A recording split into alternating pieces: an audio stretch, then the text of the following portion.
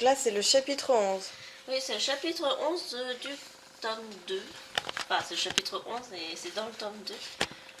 Et je suis basée sur le script de mon mari. On a tout écrit, enfin, j'ai tout imprimé. Et j'ai mis les annotations par rapport à ce que je pensais que... Par rapport au nombre de pages, le découpage, j'ai mis des annotations. Donc tu découpes par page. Oui, je découpe par page. Dans ma tête, je vois à peu près comment je dessine. Et après, je fais ça va peut-être plus ou moins vers la page 7, 8, tout ça. Jusqu'à la fin, où, voilà, je dis jusqu'à la fin de la page. Là, je dis, bon, ça va aller jusqu'à la page 15. Le reste, ça va suivre après. Ensuite, je passe, avec le script, je passe au storyboard. Alors, storyboard, qu'est-ce que c'est? Storyboard, c'est le croquis de la mise en page. En fait, le storyboard, c'était plus pour le cinéma. Storyboard, c'est-à-dire le découpage des chapitres, page par page. Donc, par rapport à... Là, on l'a en tout petit, donc en... Oui, je l'ai en tout petit. Ça me permet de voir la hauteur des lignes pour ne pas que ça se... En double page, pour ne pas que la ligne, par exemple celle-ci, soit à la même hauteur que l'autre. D'accord. Mais c'est pas la taille réelle? Non, c'est pas encore la taille réelle. Non, je vais en tout petit parce que c'est pour avoir une vision d'ensemble. Hein, voilà. Après, je scanne la feuille, copie, je sélectionne, je copie la page et je le mets dans une page plus grande. J'agrandis après. Et après, par rapport à ça... Tu la retravailles? Ouais, bah oui, je la retravaille. Donc ça s'appelle une planche. Oui, ça c'est la planche avec les repères de marge que j'ai fabriqué moi-même. C'est les repères qui vont être découpés. Ça, ce sera l'intérieur de la planche qui devrait être sauvegardé. Et là, ce sera découpé au montage par l'imprimeur. Le reste, c'est le cadre. Oui. Ensuite, j'avais déjà préparé des lignes horizontales et verticales pour que voilà, ce soit toujours la même hauteur d'intervalle entre les cases. Hop, la première case. Après, je n'ai qu'à copier, dupliquer le calque pour avoir un autre horizontal. Et je mets là. Donc la verticale pour cette planche ne servira à rien. Après, j'enlèverai l'excédent dès que je me serai bien calé sur le texte. Dès que j'avais scanné tout, en fait, toutes les pages du brouillon, j'ai mis tout de suite le texte pour voir si ça va bien en longueur, oui, si ça rentre bien dans les cases. Hein, parce que si, par exemple, celui-là, c'est peut-être un peu trop grand du coup, mais bon, d'un autre côté, il suffit juste que sur cet horizontal, je le remets un petit peu. Ah, ben, je rehausse un tout petit peu légèrement, pas trop non plus, mais donc voilà, ça, ce qui est l'avantage de la Cintiq, c'est que on travaille directement sur l'écran.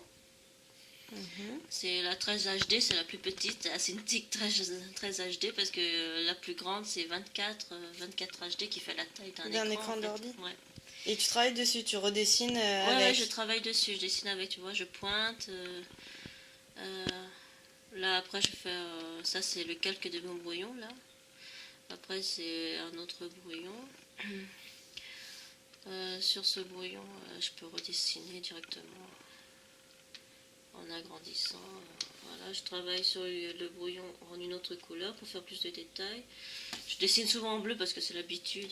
Quand on travaillait en traditionnel, on faisait toujours le brouillon un petit peu au bleu parce que le bleu ne passe pas au scanner. Enfin, passe moins au scanner, ne se voit pas au scanner. Et donc, quand on faisait du noir et blanc, qu'on voulait scanner que le noir et blanc, c'était plus facile. Et comme ça, voilà, on n'avait pas trop besoin de gommer, ou alors on avait moins tendance à trop gommer et arracher les feuilles. Parce que gommer sur une feuille traditionnelle, voilà, ça peut... C'est pas pratique. Ah bah, plus on gomme une feuille, et plus ça la fragilise. Donc, du coup, forcément, c'est mieux d'avoir à travailler sans avoir à gommer tout le temps. Parfois, il y a les mangaka, quand ils encrent... ou qui redessinent un petit peu plus en détail, voilà, ils travaillent sur une table lumineuse. Donc avec l'ordinateur, avec la Cintiq, voilà, j'ai pu passer par l'étape, voilà, table lumineuse, etc., etc. J'aurais pu ne pas faire le brouillon non plus. Et donc, il faut voir, tout ça, c'est des plans, non? Comment... Je veux dire, tu travailles plus avec des gros plans, des En fait, contre-plongées, si je me trompe pas. ça dépend de l'ambiance de la page. Quand par exemple tu fais une contre-plongée, et c'est plus par rapport à un sentiment de supériorité ou de malaise. Ça dépend du point de vue de l'auteur. Alors que si tu fais une plongée, c'est juste pour faire un plan général. Et après, quand tu changes d'un plan à l'autre, c'est vraiment pour ne pas que le dessin, la lecture du manga soit trop monotone si on faisait que des têtes ou que des, des personnages en tout petit. Ça donne ça donne plus de dynamique. Et là, le personnage que tu fais, c'est quoi comme plan c'est un gros plan là. Enfin, c'est un moyen plan. Après, il y a le plan américain qui est un plan où ça va jusqu'à la moitié des genoux à peu près. Et après, il y a le corps en entier, c'est un plan général. Là, ça c'est une plongée, puisque le lecteur les voit de haut, d'en haut, alors que là, c'est un plan de profil. Et ça véhicule pas la même façon, le même sentiment, la même... Disons que si tu vois de profil, des fois, avec certains effets, ça peut faire un peu plus de mystère, selon que tu cadres ta scène, en fait. Voilà. Après, c'est comme le cinéma, hein, si tu fais un gros plan d'un œil, voilà, c'est pour mettre plus de suspense ou pour ne pas tout montrer ou pour montrer ce qui est important dans la planche. Et ça, c'est quoi comme logiciel? Clip Studio Paint. Il est payant, gratuit? Il est payant. Il est payant, mais l'éditeur du logiciel fait quelques promotions au début d'année de temps en temps. Alors, moi, je l'avais payé 70% moins cher que d'habitude. Donc c'est assez pratique comme logiciel pour travailler.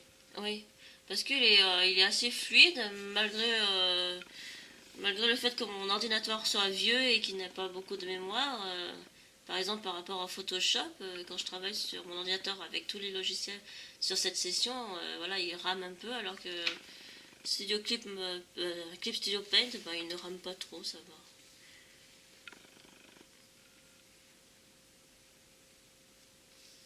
Après, voilà. Ce qui est bien avec ce logiciel, c'est qu'on peut travailler sur plein de choses différentes. Il y a les bulles ici.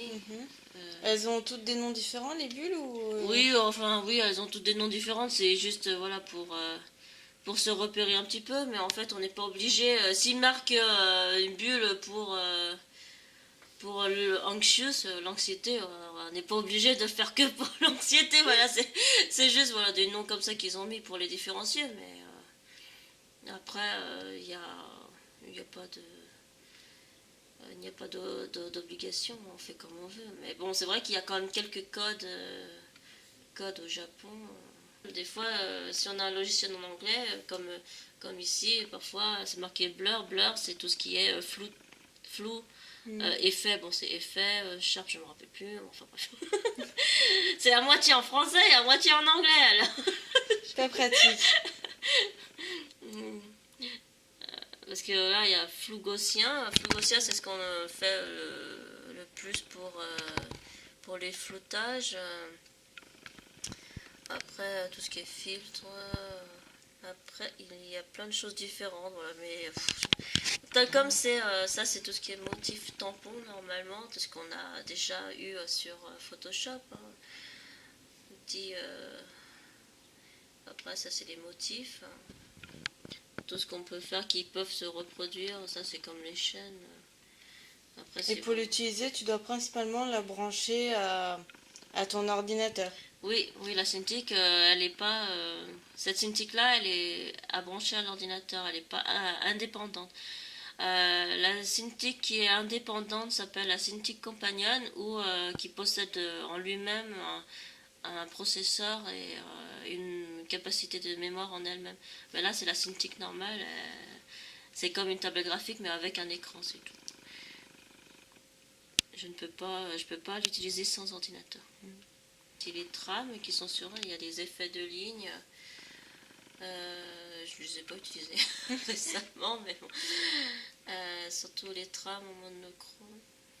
Ce qui est bien sur ce logiciel, c'est qu'on peut faire travailler sur le niveau de gris qui est ici. Tout ce qui est couleur. Ouais, tout ce qui est couleur. Et niveau de gris qui est tout sur cette ligne, tout ce qui est gris là. Et en même temps, sur les trames japonaises qui sont nommées différemment, si on y trouve. Après, il y a plein de trucs différents. Hein. Voilà, ils sont organisés par effet. Là, c'est tout ce qui fera des gradués. Cross hatching, c'est tout ce qui est légèrement avec des petites croix, des petits traits, tout ça. Mais tu te sers le plus souvent de tout ça ou il n'y a pas vraiment besoin pour faire... Disons que dans des shonen genre One Piece, l'auteur il utilise très peu de trames, mais il travaille au traditionnel. Alors forcément, quand tu travailles au traditionnel, tu utilises moins de trames parce que ça coûte cher à force. Tu économises. Quand tu es sur l'ordinateur, bon, tu te dis, bon, t'as plein de trames, tu peux les utiliser, c'est bon. Ça te coûte pas plus cher. Et c'est juste que pour le rendu, il faut pas non plus que les trames soient trop lourds ou qui te rendent oppressante au manga, parce que voilà, trop de trames. C'est en arrière-fond, non, c'est ça? Oui, les trames, souvent, tu fais en arrière-fond, par exemple, certaines... alors attends, c'est plus les patterns. Par exemple, ça, il y a des trames, c'est fait pour des vêtements. Tout ce qui est trame pour les vêtements, etc., etc. Voilà, ça, c'est le Vichy, je crois. C'est comme quand tu fais les vêtements de haute couture. Là, il y a les trames plus motifs japonais, comme je crois que ça s'appelle les vagues. Ça, c'est les flèches. Et d'autres motifs plus japonais. Et après, il y a tout ce qui est fleurs pour les shoujo, etc., etc. Et autres, bon, c'est tous les motifs un peu rigolos qu'on peut mettre, mais bon, ça c'est vraiment pour l'effet comique, les petits chats, les effets comiques, ce qui les est poissons. comme dans les enfants. Oui, c'est ça, voilà. Pour un effet amusant. Après, voilà, on utilisera rarement toutes ces trames-là. Et des fois, quand on fait du niveau de gris, voilà, on fait plus les dégradés par rapport à ça, et la fonction dégradée ici aussi. Il n'y a pas... Voilà, ce logiciel permet de tout faire, en fait, différemment. Si on n'arrive pas à trouver une bonne trame avec un dégradé, bon, bah, c'est tant pis, on fait avec ça. Ça évite de chercher 1000 ans. Mais bon, voilà, quoi. Et, après, c'est vrai que si on est habitué aux trames, voilà, tu utilises avec ça parce que tu es passé du traditionnel à l'informatique et voilà, tu as tes petites habitudes avec les noms. Alors que voilà, quand on a travaillé que sur des logiciels et qu'on n'a jamais travaillé sur les trames, c'est sûr que voir toutes les trames qu'il y a et les choisir, tu mets des années, tu mets des mois et des mois à tous les regarder, à te dire, bon, alors qu'est-ce que je vais mettre? Mais bon, après, c'est une question d'habitude et tout ça. Mais... Et de choix? Oui. Par exemple, ça, c'est pour écrire le texte. Mais là, on peut aussi fabriquer aussi des bulles ici. Hein. Et ça, c'est aussi pour les bulles de texte, tu sais, quand on fait quand on fait ce genre de bulles avec pour faire des exclamations ou des pensées, etc., etc. C'est comme quand tu fais un petit texte sans bulle. Ouais, c'est ça. Et après, voilà, ça c'est des lignes, les lignes. Tu peux même faire les bordures de planches. Hein. Moi, c'est parce que j'étais passée sur Manga Studio 4 et c'était différent et je voulais pas changer, donc voilà, j'ai... Quand j'ai décidé de me mettre au logiciel de bande dessinée, voilà, c'était très difficile pour moi. Je connaissais pas, j'avais pas beaucoup de livres dessus, il n'y avait pas de tuto. Alors bon, j'ai tout appris par moi-même. En testant. Ouais, en testant. Alors donc, pour Triangle Légende, comme je pouvais pas tout tester, voilà, je suis allée rapidement en créant moi-même les lignes comme ça parce que sinon. Mais je bon, m'en c'est un sortais pas. logiciel très pratique si on veut faire de la BD comme du manga. Oui, c'est ça. Et en plus, ce logiciel, voilà, tu peux l'enregistrer dans tous les formats possibles et imaginables. C'est-à-dire, tu peux même enregistrer sous format Photoshop, PSD ou alors PNG pour des GIFs ou sans fond, etc. Ou alors pour de l'illustration en haute définition, euh, JPEG, TIFF, tout ça, voilà. Tu peux même faire des PDF en plus avec ça. Mais bon, C'est multiformat. ouais. Et donc tu envoies une fois sur ordinateur pour faire l'arrière-plan, les décors, les détails. Une fois que tu as fini une planche comme ça. Bon, une fois que j'ai à peu près dessiné, par exemple, le personnage ou une planche, après, selon que je veux de l'arrière-plan, oui. Là, je l'ai pas, là, je peux pas, j'ai pas encore demandé au décorateur de faire le décor derrière. Hein. J'ai pas encore eu le temps. Enfin, mais là, de toute façon, ça va être quoi le plancher. Là, je suis pas obligée de faire un décor parce qu'on voit en gros plan et le plus important, c'est plus son expression et la bulle de texte. Là aussi, de toute façon, il n'y aura pas vraiment de décor parce que c'est un gros plan de la tête. Donc Et ça prend déjà presque toute la case. Ça sera celui du milieu. Ouais, ça sera beaucoup plus celui du milieu parce qu'il faut qu'on voit quand même que c'est une vue en plongée, donc on voit le sol. Et c'est plus important qu'il soit ancré sur une terre, quoi. Enfin, voilà. Qu'on ne soit pas dans les nuages. Et donc quand c'est des vues en plongée, on voit plus les détails. Des décors. Oui, des décors, oui, surtout le plancher, voilà. Alors quand c'est des gros plans, c'est plus les expressions du visage qui sont travaillées. Oui, oui, parce que c'est plus l'expression qui est plus importante. Après, certains mangaka peuvent quand même faire quelques éléments de décor, hein, en fond, avec quelques traits. Par exemple, s'il y avait une fenêtre, on peut toujours faire la fenêtre. Après, c'est pas une obligation, on peut toujours mettre une trame aussi derrière. Par exemple, si elle était en train de pleurer, que c'était un peu triste, on aurait pu choisir une trame, par exemple celui-là, qui fait un peu triste. Voilà, qui fait un peu triste, mais ou voilà, qui fait une expression différente. Mais c'est pas une obligation, ça dépend du moment de l'histoire en fait. Mais ça, je le choisis plus tard. Pour l'instant, c'est pas vraiment la priorité. Le plus gros problème sur les logiciels, c'est de jongler entre les logiciels qui sont totalement en français ou les logiciels qui sont totalement en anglais et de connaître la correspondance si on travaille sur deux logiciels différents. Hein. Ou alors qu'on soit passé de l'un à l'autre parce que avant, je travaillais sur Photoshop. Une fois, j'ai travaillé sur un Photoshop tout en français. Une fois, j'ai travaillé sur un Photoshop tout en anglais. Et quand je regardais des tutos qui sont en anglais, mais que j'avais un logiciel en français, il fallait que je traduise un petit peu. Mais à part ça, voilà. Il n'y a pas beaucoup. C'est surtout sur les termes, en fait, les termes du logiciel sur lesquels on travaille qui est important. Importer, exporter, enregistrer sous, etc. Tout ce qui est édition ici, c'est tout ce qui est transformation, c'est tout ce qui va transformer. Voilà. Mais ça, c'est parce que c'est en français. Mais par contre, ici, là, je sais pas pourquoi ils l'ont laissé en anglais. Blur, Draw, Effect, Sharp, pourquoi ils l'ont laissé en anglais? Peut utiliser Hein? Peut utiliser peut-être. Ça dépend. Le flouté, si, je l'utilise de temps en temps, un peu quand même. De temps en temps pour faire un effet de lumière derrière un texte pour ne pas que ce soit des contours nets. Et des fois, dans ce qui est casse comme ça, tu dois éviter de dépasser. C'est assez pénible, c'est dur, non? Non, enfin... En brouillon, tu dépasses. Après, c'est vrai que si tu encres, il faut pas dépasser de la case parce que sinon ça fait moche. Mais ça pose rarement de problème. Ben, ça Ça risque de poser problème à toutes les personnes qui sont un peu tatillons, mais sinon, bon, bah, ils font avec ce qu'il y a, hein, après tout. Hein. Le manga de l'attaque du titan, il n'est pas super bien dessiné, et pourtant il a un petit succès. Alors, bon, on peut admettre certaines erreurs quand même dans le dessin, même quand on est un super mangaka. Il y a des gens, parfois, ils voient pas qu'il y a des défauts.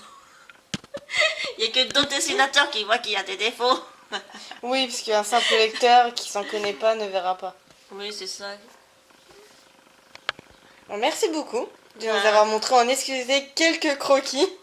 Pas de rien, c'est pas trop détaillé encore, hein, ça va.